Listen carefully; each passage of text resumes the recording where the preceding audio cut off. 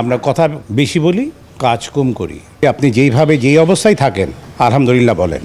আমি এখন যে অবস্থায়, এই অবস্থায় আমি আলহামদুলিল্লাহ বা সন্তুষ্টি প্রকাশ করব না। বিকজ আমি একে তো হচ্ছে যে এখন ফিল্মের সাথে আমি অনেক সেই ধরনের সম্পৃক্ততা যে ছিল, যেটা সেরকম এখন নেই।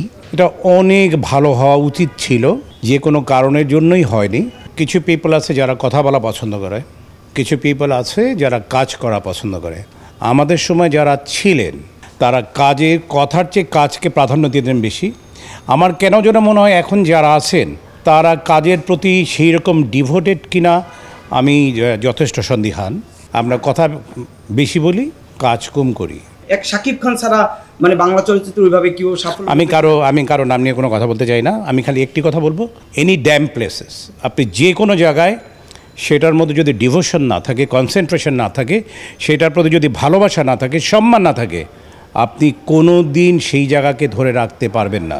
আমাদের সময় যে বাঘা বাঘা আর্টিস্টটা ছিল ওই আমাদের আগে, এখন সে বাঘা আর্টিস্ট নেই। আমি আপনার এই একটা ব্যাপারে আমি কোনো মতেই আমি একমত হতে পারবো না। বিকজ সেই সময়ের কথা যদি বলেন, রাজ্জাক ভাই, আলমগীর ভাই, সোহেলানা ভাই, উজ্জ্বল ভাই, জসিম ভাই, জাফর ইকবাল ভাই, ইলিয়াস কাঞ্চন ভাই, মান্না সাহেব, সালমান শাহ, মানে কি ছিল না, শাকিল, ওমর সারি, মানে কারা ছিল না।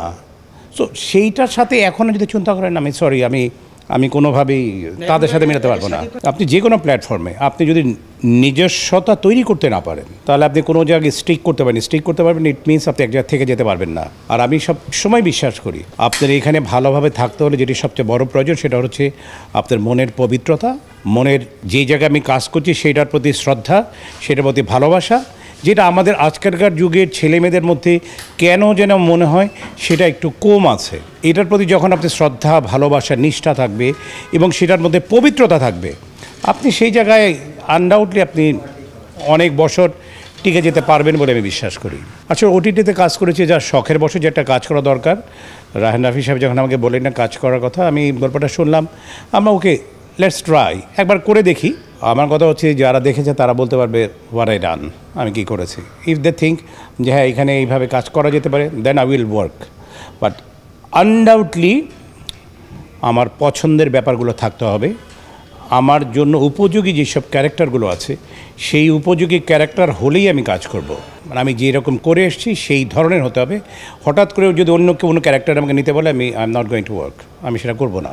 আপনি যে কোনো জায়গায় সেটার মধ্যে যদি ডিভোশন না থাকে, কনসেন্ট্রেশন না থাকে, সেটার প্রতি যদি ভালোবাসা না থাকে, সম্মান না থাকে, আপনি কোনো দিন সেই জায়গাকে ধরে রাখতে পারবেন না।